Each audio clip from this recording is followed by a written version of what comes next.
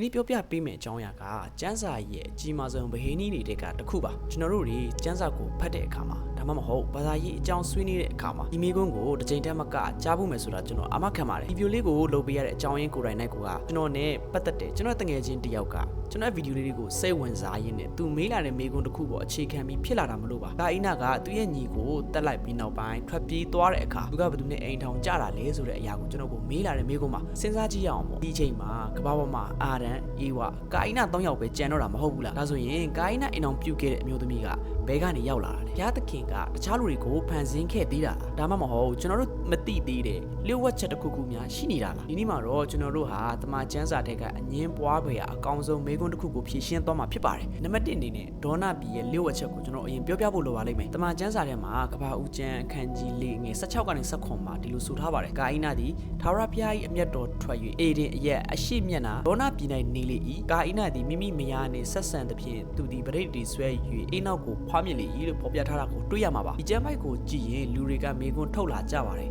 နောရပြည်မှာလူတွေကရှိနေပြီးသားလားကာအိနာကအဲ့ဒီရောက်မှာမိန်းမတစ်ယောက်ကိုတွေ့တာလားတကယ်တော့နောရ not ဆိုတဲ့စကားလုံးဟာဟေဘရဲဘာသာစကားအ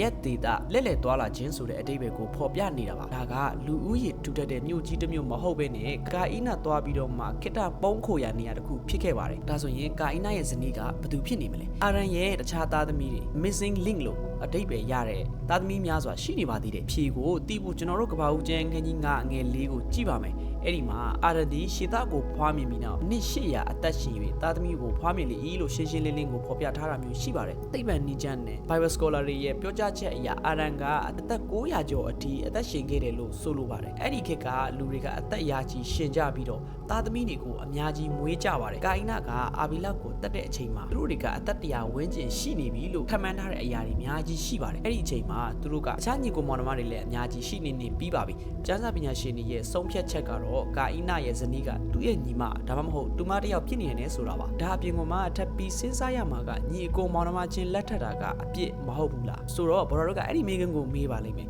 ညီကိုမောင်နှမချင်းလက်ထပ်တာကအပြစ်မဟုတ်ဘူးလားမျိုးရိုးဗီဇအရာကိုယောဂတွေမဖြစ်နိုင်ဘူးလားဆိုတဲ့အရာပါဇီဝဗေဒအရာအစောပိုင်းတွေမှာလူသားတွေရဲ့ DNA ကအလွန်တန့်ရှင်းပြီးတော့အပြစ်ကြောင့်ပျက်စီးခြင်းမရှိသေးပါဘူးမျိုးရိုးဗီဇဆိုင်ရာချိုးယွင်းချက်တွေမရှိသေးတဲ့အတွက်ညီကိုမောင်နှမချင်းလက်ထပ်တာကကျန်းမာရေးပြဿနာအစပိုင်းမှာတော့မရှိနေခဲ့ပါဘူးနံပါတ်1ပြည့်ညတ်တော်အရာညီကိုမောင်နှမချင်းလက်ထပ်ခြင်းကတားမြစ်ထားတဲ့ပြည့်ညတ်တော်ဖြစ်တယ်ဆိုတဲ့အရာကမောရှိခေဝိပယကျမ်းခန်းကြီး18ရောက်မှသာဘုရားသခင်ကအဲ့ဒီ rule ကိုထုတ်ပေးခဲ့တာပါအစပိုင်းမှာတော့လူသားမျိုးနွယ်တွေပြန်ပွားဖို့အတွက်ကအခုဒီတော့နီလန်းကအဲ့ဒီနီလန်းပဲရှိပါတယ်စဉ်းစားကြည့်ပါကာအိနာကသူ့ရဲ့ညီကိုတတ်ခဲ့တယ်အမတ်သားကိုကင်ဆောင်ပြီးတော့သူ့ရဲ့ညီမလေးဒါမှမဟုတ်တူမတစ်ယောက်ကိုအဝေးကိုခေါ်သွားတယ်ပြီးတော့အဲ့ဒီနေရာမှာမျိုးတစ်မျိုးတီထောင်ခဲ့တယ်အဲ့ဒါကဘလောက်တောင်ကြောက်စရာကောင်းပြီးတော့မှလွမ်းမောစရာအခြေအနေဖြစ်နေမလဲပေါ့နော်ဆိုတော့ကျွန်တော်တို့ပြန်ပြီးတော့မှဒီဇလန်ကိုညီကုန်းချုပ်ကြည့်မယ်ဆိုရင်ကာအိနာဇနီးအကြောင်းဗဟေနီကကျွန်တော်တို့အတွက်သင်ခန်းစာတစ်ခုပေးပါတယ်ကျမ်းစာထဲမှာအရာအလုံးကိုအသေးစိတ်မရေးထားပေမဲ့အဖြေကတော့ကျမ်းစာထဲမှာပဲပြန်ပြီးရှိနေတာပါဘုရားသခင်က